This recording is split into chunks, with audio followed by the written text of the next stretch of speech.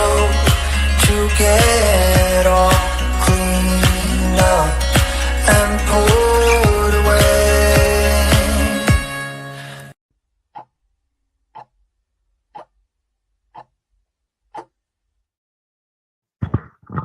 All right, welcome everybody. Happy Friday. Let me scoot this back a little bit. I think I like that angle. Welcome. Happy Friday. My name is Caleb. I'm an advocate here with Galt Advocacy. And like every single week, we talk about all things special needs related. And so today we're going to be talking about evidence for protective supervision. So protective supervision, as you know, I've mentioned 1,000 times, it is my favorite topic. And so that is a part of, IHSS, the benefit that pays you to be a caregiver. And so like always, welcome. Happy Friday. Let me know if you can hear me clearly and see me clearly. I don't think I'm tied onto my Wi-Fi right now, so it might get a little broken up. I'll just have to fix it later on, so you just let me know. And also, like always, feel free to drop a comment and say hello. It looks like we have Teresa, thank you, from our office. She had dropped up, she's going to pin this comment, which is about our upcoming seminars. We have a couple of events coming up this year that we've talked about in our previous lives. So go to our website, follow us here on Facebook if you're not already, and you can sign up for those events. So we have a booth fair event tomorrow in San Francisco, which I'm going to be going to, which is super exciting. I can't wait. We love these booth fair events. They're also a great time and opportunity to connect with other vendors and organizations who support our special needs families. And so this event is going to be at John O'Connell High School, I believe, if I remember correctly. I always forget. But it's going to be tomorrow from, I think, like 9 to 2. So look it up and feel free to swing by if you're in the Bay Area and can drive to San Francisco. We have a couple of more events coming up, one being in San Diego, I believe, next month, right, Teresa? Let me know in the comments.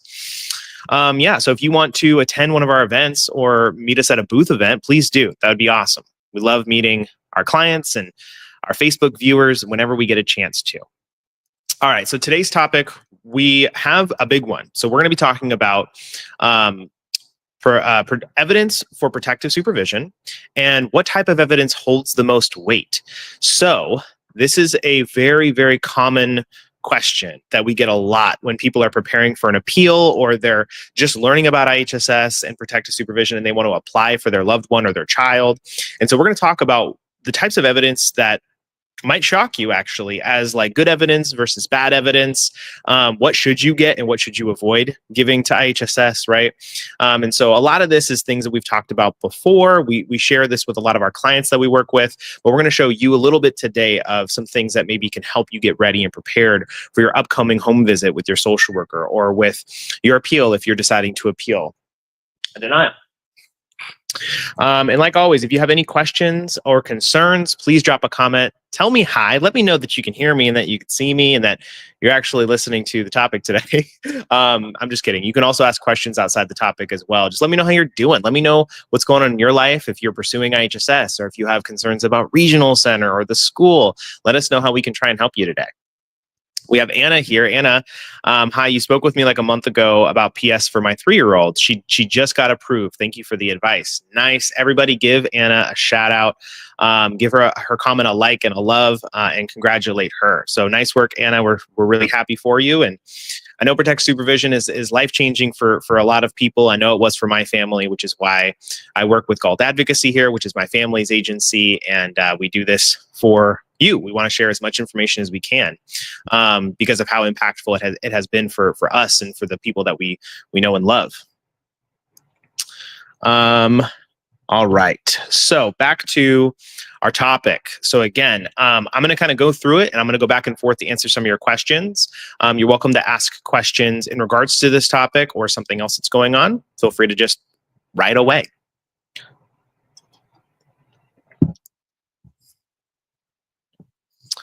All righty. And please don't forget, give the video a like. This is a live stream, so I will try and get to everyone's comments as best I can.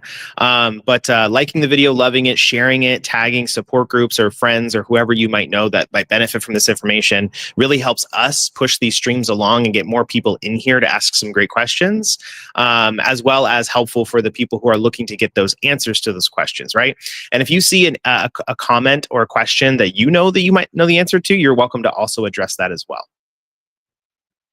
All right, so we'll talk about the home assessment versus an appeal. So it is very common to have different information or evidence, if you will, at your home assessment that you present to your social worker versus what you're going to present to a judge. And so that can depend and differ. Oh, sorry, one second. Okay. Excuse me. Let's see. It's not showing up in the comments on this side. That's okay. All right, Teresa, you said congratulations to Miss Anna. Thank you. All right, so why would it be different? Why would you have different evidence at your home assessment versus the actual appeal in front of the judge? Well, a lot of times people will present certain information to the social worker and then have to gather more, right? So a lot of the evidence that typically gets presented to a social worker is just what they are requesting for, right? And so it's really frustrating when the social worker says, all right, so we have little Timmy here who's autistic, he's 10, he's a client to the regional center, he's getting ABA, he's got an IEP with the school, he's in special day class. So therefore, I need you to go get me the IEP, I need you to go get me the IPP, and then I need you to take this SOC form to the doctor to get completed. And so that, a lot of times for most people, is the only evidence that they present. Now, I am all about strategy here when it comes to this. Unfortunately, it has to be that way for most people, and so I think that that's okay. If that's all the information you give to the social worker, the home assessment, then let's make that evidence really powerful and align with the regulations for protective supervision. Again, protective supervision is a big benefit. It's a big part of this program, and it can pay a very high, significant monthly amount to you as the caregiver. Right? Whether you're the parent or grandma or grandpa or a loved one who's caring for a loved one with a severe disability. So having evidence is really important because this is, again, a financial benefit. So the social workers are trained to not necessarily rely just solely off of what you say. They want the professionals in this person's life to agree with what you're saying, right? And maybe talk more about it if you can't verbalize it yourself. All right, so we have Miss Roxanne, do I need to prove that my son's need for PS every year during an assessment? We just got protective supervision hours from IHSS last year, and our assessment is coming up in a few months. That's going to be solely dependent on the social worker. So some social workers will require you to get a bunch of information every year. Some social workers don't care. It is important to note, though, that if you are stuck with a social worker who's a stickler on evidence, you do typically have to provide them with whatever they're requesting.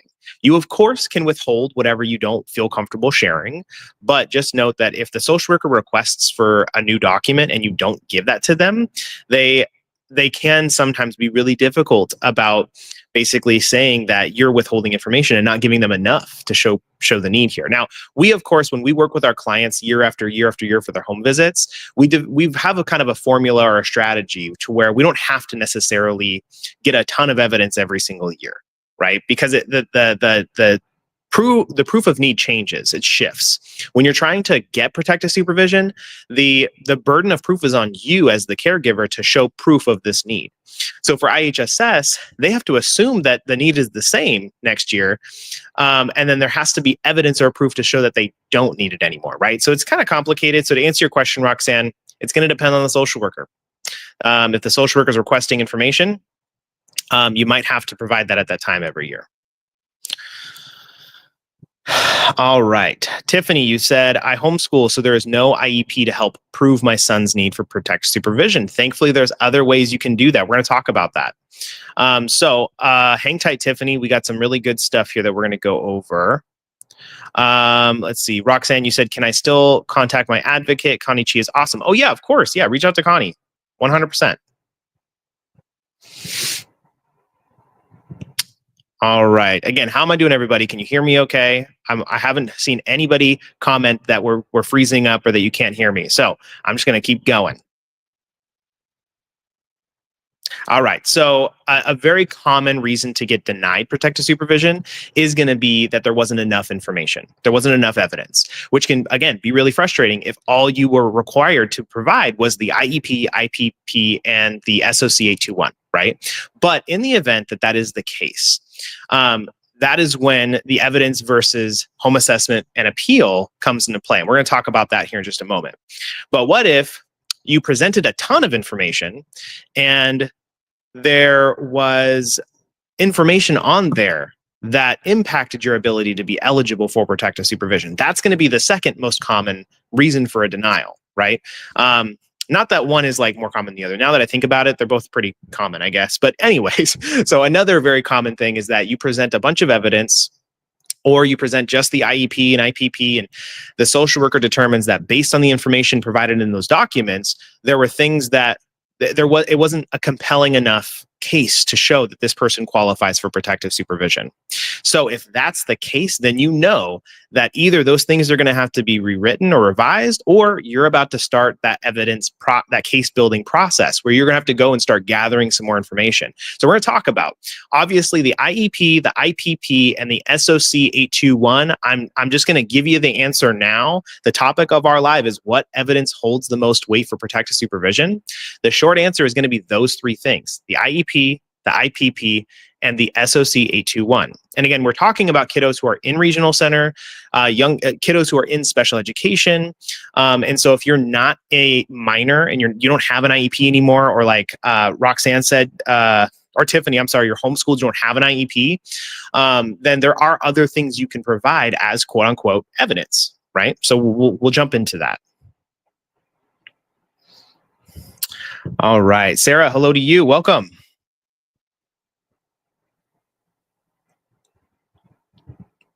All right, so we'll talk about the home assessment a little bit more. Okay, so outside of protective supervision, there are a few other things that you're going to need as evidence, if you will.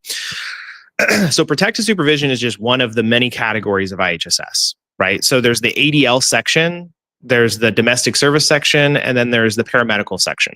So for the ADLs, that's the activities of daily living. That is your everyday, dressing, bathing, restroom services, right?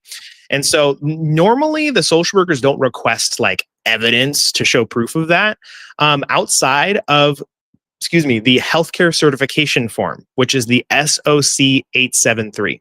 So the SOC 873, this is the form that you get done at the very beginning of the application process. So when you submit an application, usually you get that healthcare form mailed to you with a deadline. And then you have to take that to the doctor to get signed off on, and then you send that to IHSS. That form asks, does this person need help in the following ADL service tasks? And if the doctor says yes, then usually that's enough for the social worker, where they can just rely on what you say. So they'll ask you, okay, so what services do you provide for this individual? How do they need help in the restroom? How do they need help with dressing? And usually they'll grant time according to what you say, rather than like having a bunch of evidence that talks about it. So who else gets bugs in their coffee from time to time? I don't know if that was a bug or a coffee grain. Oh, well. All right. So paramedical tasks, we'll quickly jump into that. So paramedical is going to be another section, or even just a task itself, but anything that's medical in nature, or going to require, if you have medications, doctor visits, these are all things that will need to be documented. So if medications are on the table, you got to have a list ready of those medications, how often you administer them and whatnot. The doctor visits, so you're going to have a list of specialists ready. And if it's a minor, if it's for your child, they're not going to grant time for regular routine doctor visits like the checkups or dentist visits, but they will add and allot time for specialists. So if there's therapy that you drive to, or an ABA clinic, or a private speech therapy, private OT, or if it's a heart doctor, cardiologist, regular physical therapy you drive to, those are all specialists, which you can be given hours for to participate in those tasks with your loved one. And so those things will require some documentation to prove that those things exist and they happen, right? Especially paramedical tasks. So if you have physical therapy at home with your loved one, maybe it's your child who's medically fragile and you are doing daily stretches with them, or step up assistance with the stairs. Maybe they're still learning how to figure out the stairs. You're going to have that paramedical form signed by the doctor stating that, yes, that is something that they've sort of prescribed to you to get done. So for protective supervision, now this is where things change a little bit, okay? So protective supervision in and itself and the regulations, they're all very subjective, right? So that is a really tricky part when proving the need through evidence, because the social worker may interpret the regulations differently than you do. A judge, if you were to appeal, may interpret the regulations differently than the social worker does, and with you, right? So this is where it gets really frustrating. So it's really good, it's helpful to have some knowledge on the regulations of protective supervision. I will always selfishly recommend that you contact an advocate or an expert who does this every day, who does know the regulations. And on the non-selfish side, if I'm just wearing my special needs hat, again, I come from the world of special needs. I've been around it my entire life. And IHSS and protective supervision put food on my table as a child. I know how frustrating it can be. And so to manage and to get approved. And that's why I will always encourage you at least consult with an advocate such as us or a professional before you pursue an appeal, especially an appeal. A large part of that is because of the evidence conversation. Okay. So we've talked about the most important documents that hold the most weight to a social worker are going to be the IEP, IPP, and the SOC 821 form for the doctor. That will translate to be the same in front of a judge. So the judge, they will accept additional evidence that you provide, but they're still most of the time going to put a lot of weight into those documents. And why would that be? That's because of this unbiased opinion. So we're going to talk about that portion next. I think we'll reserve the judge conversation for the appeal portion.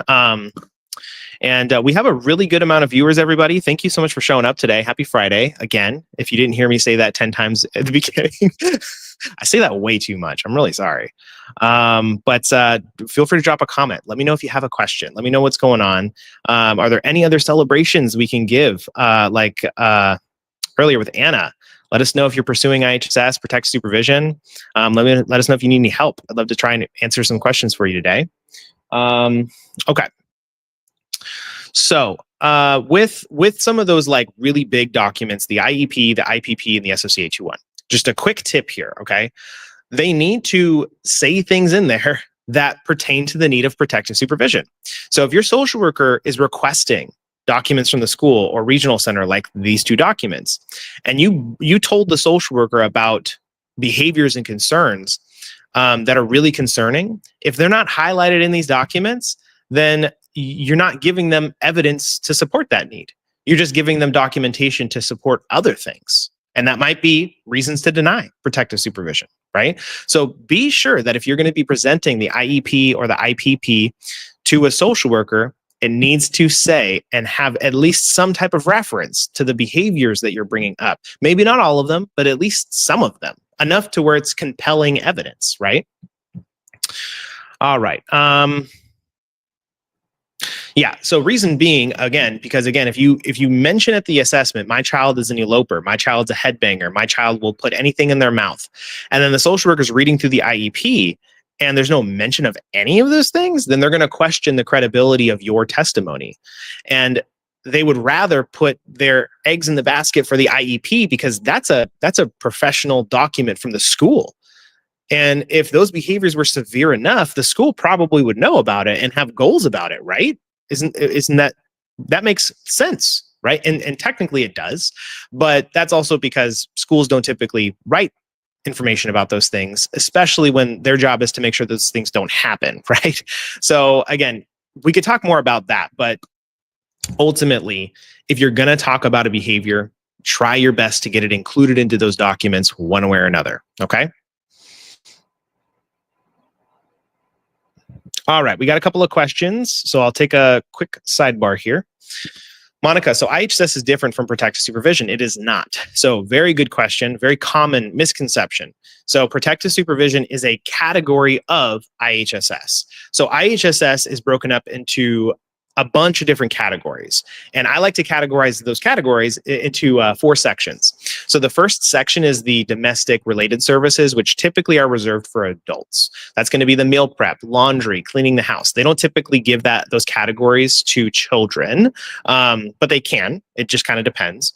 The second section is those ADLs, bathing, dressing, toileting, the daily routine stuff. And then the third section is going to be medical or paramedical, doctor visits, medications, anything that's medical in nature.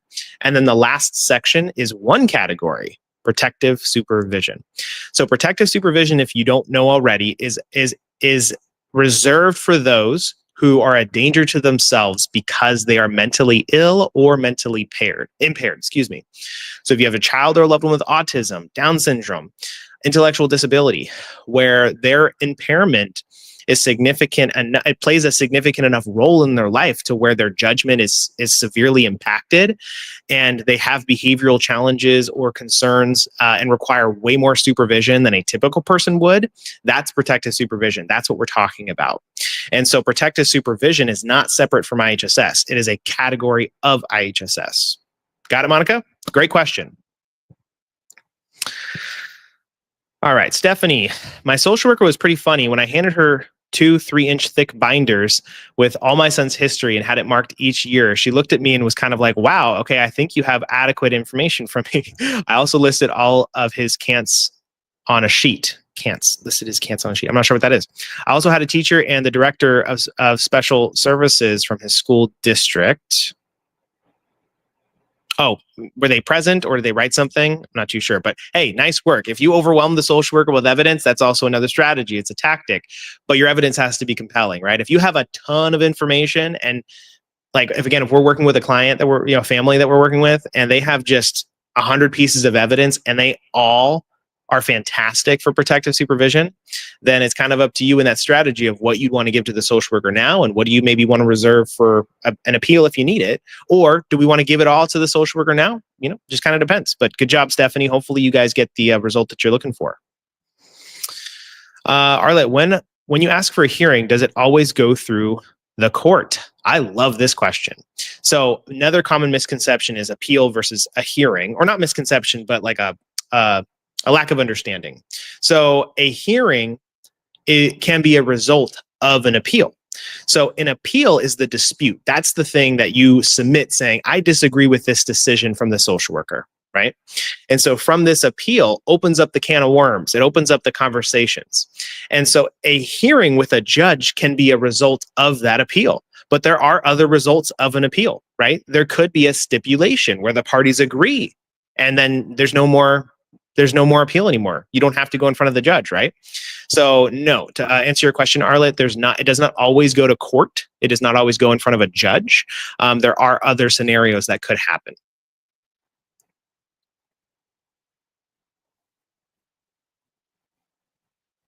Oh, Stephanie, you said it was things he can't do and letters from the school. We're going to talk about letters here next. So stay tuned, everybody. We've got a really good group of people. Thank you so much for sticking around, everyone. Again, feel free to share the video if you can, or tag a friend, loved ones, support groups that you follow. That's always really helpful. Stephanie, we ended up getting max hours for his age with PS. Nice. Congratulations, Stephanie. Everybody give her a thumbs up. Okay, last question. I'm going to go back to my little note here.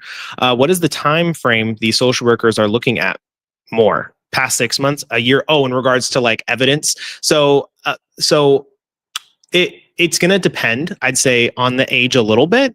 And it depends on maybe the specific behaviors. So naturally, if you're talking about elopement and you bring up an event that happened where the police had to get involved and there was a police report, but it was from 5 years ago, then no, that's not it.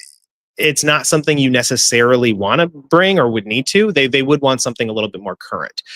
So I'd say yes, if you have evidence that's 6 months to a year, that's usually good. It's a good time frame, depending on the age. If you're looking at a really itty bitty kiddo, the newer evidence, the better, right? Anything super old, it might not help too much. So I guess it kind of depends. So I guess just to answer your question, simply put it, I'd say, yeah, I wouldn't go older than a year on certain things. Some things can be. But the most up-to-date information you have, the better. All right, great questions coming. Let me go back real quick. I have an outline that I got to get through. So hang tight. I know there's a couple of questions. Marissa, Monica, I will come back in just a couple moments. So stick around, please. Okay.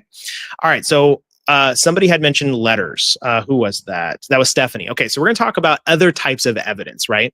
So if you don't have an IEP, like somebody had mentioned earlier, or maybe you have it, but now you have to gather more information. Letters can be a great option, okay?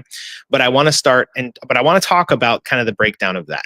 So there's different types of letters. There's a letter of support, like an expert letter of support that would come from a doctor, a teacher, an aide, a therapist.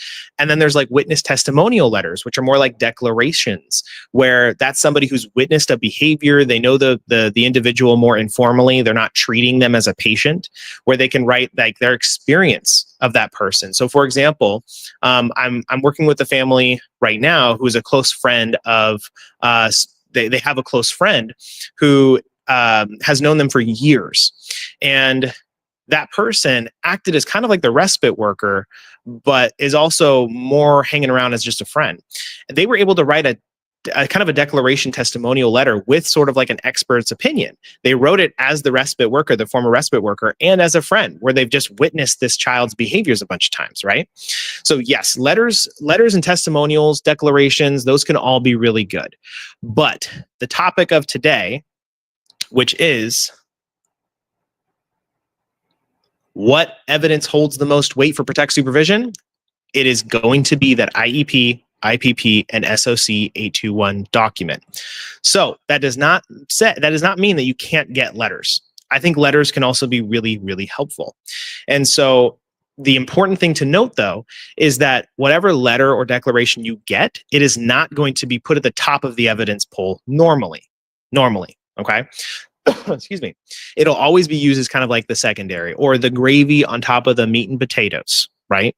And so a letter, if it's unbiased, if it's written by a doctor, a professional in their life, a professional in this person's life, then that tends to hold more weight than a letter from grandma or a letter from your neighbor or a letter from your friend, right? So there are different types of letters that do hold more weight over one another, but regardless of that type of letter, it has to still match the things shared at the assessment. It still has to match the things that are talked about in the IEP and the IPP.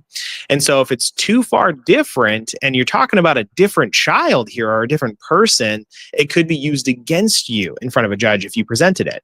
So you have to be really careful with letters. Another tip for letters, I think that's my next point here.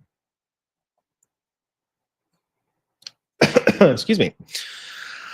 Well, I'll go back a little bit about kind of wasting time here. So a lot of people will spend months gathering a ton of evidence, but they never considered that their IEP and IPP said things that are going to hurt their case. And so if you're going to grab letters and statements, you're going to want to focus on those other documents first. Okay. It's good to get those letters. It's not wasting time to get those letters, but if you're going to present an IEP that is just not accurate, and then you have your letters on top of that, you're just going to have conflicting information if that goes in front of a judge or even a social worker if you're presenting it to a social worker. Okay. So just something to consider. I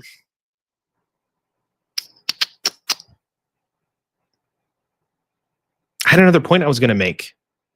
What was I going to say? We'll talk about, okay, we'll come back to like good evidence versus bad evidence, sort of like what a letter could say and not say. I want to talk about other types of evidence first real quick. And so there are a lot of questions about videos, photos, school daily logs, and things like that. I want to start with photos and videos for a moment. So we get a lot of people who ask, hey, can I upload photos or videos to my appeal? Or can I share that with my social worker? The answer is you can share whatever you feel like sharing, okay? I just want you to be really careful when you are showing a video or a photo of this child or this loved one engaging in a behavior that's dangerous. So those things can be misinterpreted, like really, really easily, okay? There are certain types of videos that I love when it comes to evidence for eloping. So if you have a Ring doorbell camera and it catches little Johnny running out the door, and then you just a moment later chasing after him, that a lot of times can be great evidence. Okay.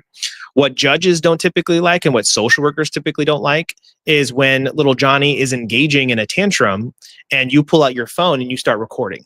Yes, time and a place, sometimes that can be helpful, but other times a judge or a social worker will look at that and say poor parenting, right?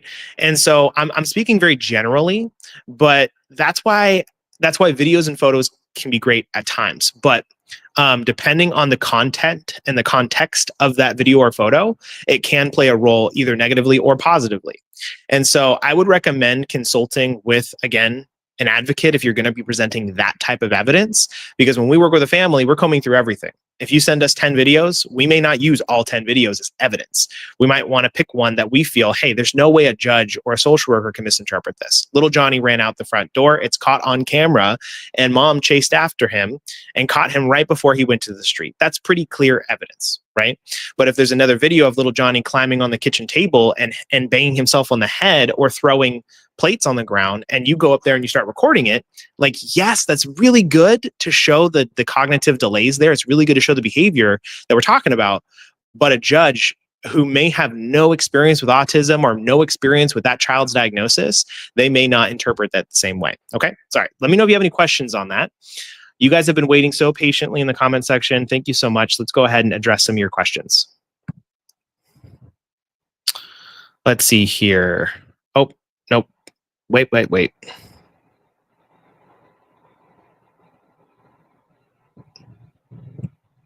Marissa, can protective supervision get taken away? Yes, it can. And it does for a lot of people. So we work with a lot of families who've had it for years. And then out of nowhere, they get stuck with a social worker that wants to remove it. So that we're going to save that kind of the end of my outline. But yes, unfortunately, that is the case. Protective supervision can get removed. Any category can be adjusted in any way, positively or negatively. So it comes down to the need. If the needs change, right, and little Johnny does not need protective supervision anymore, then it's going to be removed. Now, it does happen a lot where little Johnny does not change, and their need for protective supervision might increase over the years. But then out of nowhere, your social worker decides that little Johnny doesn't need it anymore. So that is what we call the removal of PS rather than a denial of PS. Those are two different things. And we've talked about that a little bit here on Facebook before. It is a video in and itself. It's that proof of need that shifts that I mentioned a little bit earlier. But yes, to answer your question, Marissa, protective supervision can be taken away. So it's important to know some strategies and some tactics to ensure that you are showing that need every year without breaking your back and gathering a ton of evidence every year. And also the luck of the draw. That's going to be our final point here in a little bit, which is it depends on your social worker, depends on a judge, right? So we'll come back to that. Great question. Monica, I hear a lot that it's almost 100% that they will deny protective supervision for a 3-year-old and to wait to apply. Not sure if I should wait. Monica, you can do whatever you want to do. There is no age restriction for protective supervision, but I will say that yes, children under 5, it is extremely difficult to prove the need of protective supervision too. And so it still can happen. Anybody of any age can get protective supervision, but the younger they are, the more difficult it can be to prove the need. And that usually is because the younger they are, the lack of evidence there's going to be. There's not going to be a history, like years of data showing their behaviors and their concerns to the school or to the regional center, to the doctor even. And it's hard to show that this 3-year-old with autism or intellectual disability needs more supervision than a typical 3-year-old, because all 3-year-olds, all young children need a form of supervision that's very protective in nature. So what makes this child different from a typical child, right? And that's a really hard conversation. And so if you want some help, Monica, give my office a call. I'd love to provide some encouragement and maybe a strategy for you.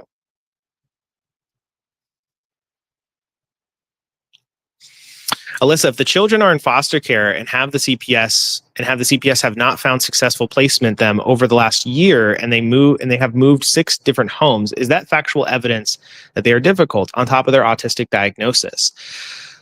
So it's not information that we typically will use in our strategy. It's a great question. I would be really careful with it though, because again, this is all subjective information. Okay. The homes could have been terrible, right? It may not have been the children. That would be the point of a social worker. That could be the point of a judge. And so I would say it could depend on the information that you have, right? But I probably wouldn't focus on that too much unless there was a really compelling story there. Cindy, I'm so sorry to hear that protective supervision was taken away. Give us a call. I'd love to see if I can help you, okay? Happy Friday to you, Estella. Happy World Down Syndrome Day. Is it really World Down Syndrome Day? Nice. I should probably call my siblings with Down syndrome. Okay, couple more questions. I have a couple more points here, and then we got to run. We're getting close to time here. All right. Good evidence and bad evidence. We're going to talk about that a little bit. Okay, we talked a little bit about kind of some bad evidence and information in regards to like IEP, the IPP, having information there that's really important, right? That would be good evidence and bad evidence, of course. But when it comes to like letters and things like that, we also talked about videos and photos of kind of some examples of like good evidence and bad evidence. Let's talk about letters of support, which is going to be one of the more common extra, the gravy on the mash, the steak and mashed potatoes, right? So letters, like a good letter is going to be short, simple, and to the point. All right. And if that's whether that's from your neighbor, your friend, your family member, or a respite worker, a doctor, whoever is writing the letter, less a lot of the times can be better because you can't control what this person writes unless you're helping them. Right. And of course, you don't want them to lie about anything. You don't want to give them information that they can't testify to. But it is important to note that if they're going to write an essay, a 5-page letter, there's probably going to be things in there that IHSS can twist because that person writing the letter most likely does not know and understand the regulations enough to know that these social workers a lot of times twist things or misinterpret things really, really easily where they shouldn't. And so it is really important to have that letter be as quick and to the point as you possibly can. Okay. And so an example of what not to write is what we call the fluffy letter. So a lot of families, when they reach out to people to help them get a letter, the letter comes back extremely fluffy. That's where it is jam-packed with information, and half of the letter talks about how incredible little Timmy is. Little Timmy is this loving, sweet, adorable child. I absolutely adore having them in my class, or I absolutely adore living next door to them. They're such a wonderful family, and little Timmy, his smile is just radiating. Yeah, he's autistic. He's got some challenges, but I know how hard the family's working on it, blah, blah, blah. That's a fluffy letter. That does not help you for your case. Okay. If you present that to a judge, they're going to stop reading it halfway through. If it's super long, they're not going to care. Right. And if it's super fluffy, where 50% or more of it is just talking about how awesome little Timmy is, that's not helpful. Right.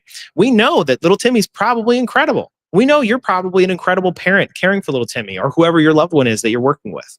So you want the letter to be very straightforward. I am Joe Smith, XYZ person. This is how I know this child or this recipient. I can confirm they're diagnosed with XYZ.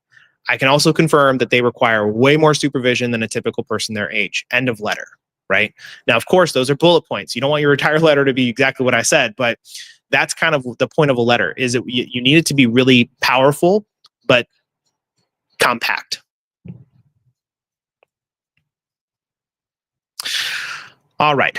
A couple more points and then we'll end with the comments because we're just about out of time. Can bad evidence at a home assessment negatively impact good assessment? Good evidence, yes.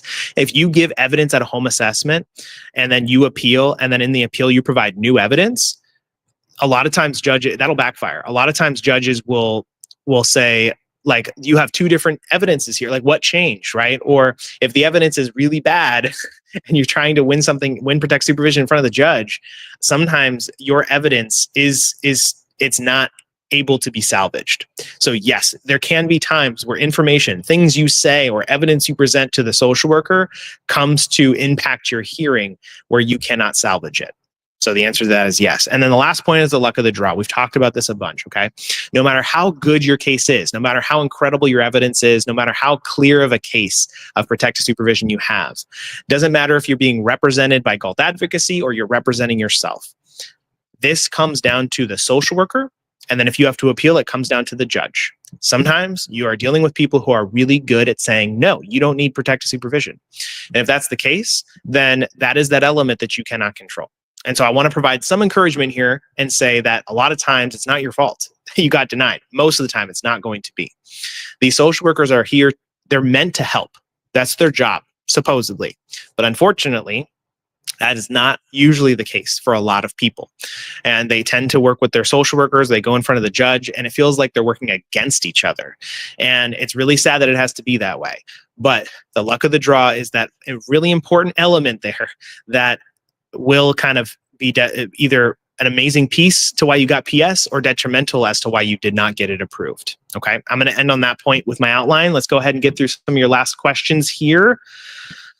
All right, Patricia, my daughter's 4 years old and we just got PS last year. What do I need to provide for my annual reassessment? It is like reapplying all over again. My daughter is 4 years old. We just got PS last year. Okay, so we kind of answered this question earlier. No, you're not going to be like redoing everything, but some social workers will require you to give them up-to-date information each year. But no, it shouldn't be like how you first initially applied.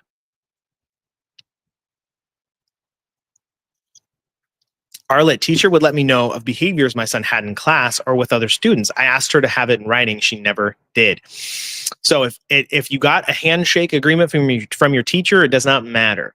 If it's written in the IEP that they're supposed to send you a daily log or report of behaviors, then they are breaking the rules. And you're welcome to call us or an education advocate. I'd love to help you out with that. Estella, what about incident reports from schools, nurses, neighbor catching little Johnny on the run, etc., as far as proof? Yes. If you can get information that shows that information, it can be helpful. Absolutely.